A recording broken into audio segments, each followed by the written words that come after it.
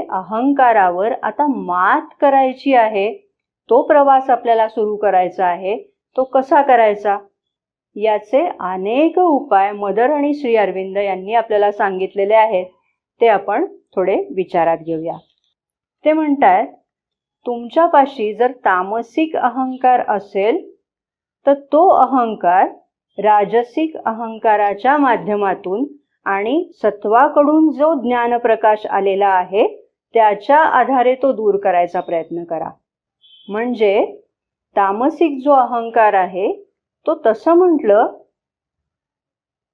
तर व्यक्तीला खालच्या पातळीवर नेणारा आहे.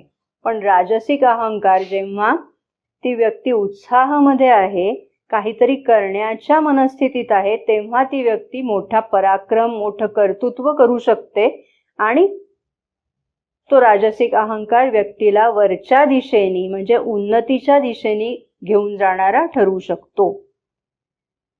म्हणून तामसिक अहंकाराचं रूपांतर किमान राजसिक अहंकारामध्ये करण्याचा प्रयत्न केला पाहिजे असं ते म्हणतात. म्हणजे निदान काहीतरी कर्तृत्व तरी हातातून घडेल.